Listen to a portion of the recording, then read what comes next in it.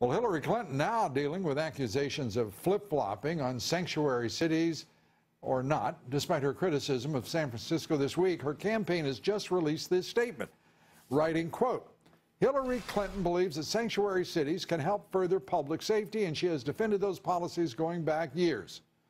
By golly. Well, our next guest says Hillary Clinton would be a sanctuary president.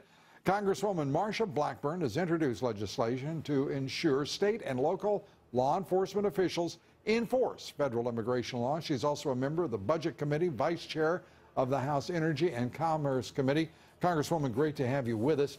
Good to be with you. Can you believe that as you watched and listened to Hillary Clinton that she would say such a thing? Trey Gowdy was beside himself.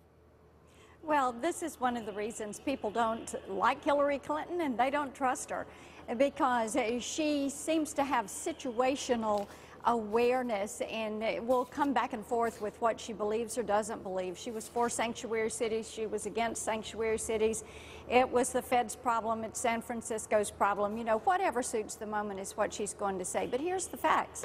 We've got 200 sanctuary cities, counties, states in this country right now. And what they are doing is choosing to operate in violation of federal law. And that is why since 2007, I've had the CLEAR Act, and why we require the feds to come in and do their job and work with local law enforcement. Congresswoman, let me ask you. 2007, there was a fellow by the name of George W. Bush in the White House. The fact is that 2 years previous, it was a Republican Congress and Republican Senate. We have seen Republican presidents, Democratic presidents, frankly, ignore those sanctuary cities when they're in clear violation of federal law. Why? Absolutely. Why in the world has this happened, and why should the American people tolerate it at all? The American people should not tolerate it, and there is plenty of blame and guilt to go around on this. But you cannot reward people for violating U.S. law, and you cannot choose to enforce a little bit of the law but not the whole law.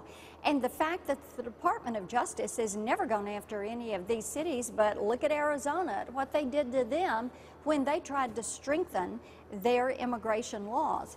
And it's time to pass the CLEAR Act. What it says is that these criminal illegal aliens have to be picked up by ICE. ICE has to deport them. The feds have to pay back your local and state governments. They have to train them on immigration law and how to properly proceed.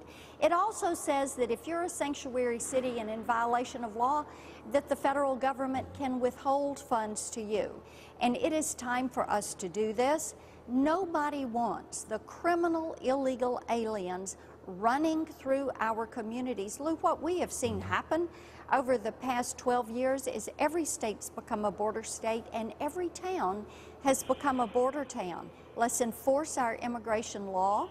Let's stop this process of sanctuary cities that leads to the situation that we just saw in San Francisco, and how it is. My heart goes out to that family. It really does. Absolutely. I believe all Americans should be extending their condolences, their sympathies. Absolutely. It is a tragedy. It's a tragedy, unfortunately, that's being repeated in communities all across the country. Most illegal immigrants, as we all know, are law-abiding. They're good people.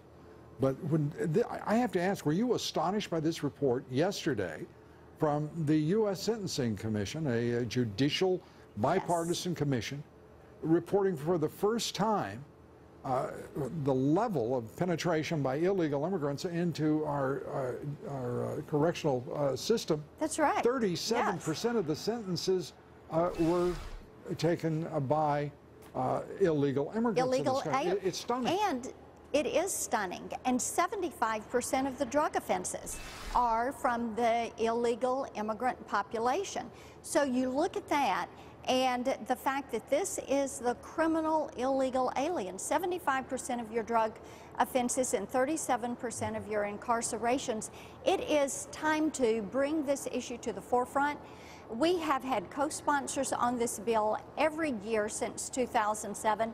It is time to move it forward in a bipartisan manner in the House and say, look, we're going to deal with this criminal illegal alien element that is in our communities. There should be bipartisan agreement on this. Congresswoman, always good to talk with you. Thanks for being here. Good talking with you. Thank you. Congresswoman Marsha Blackburn.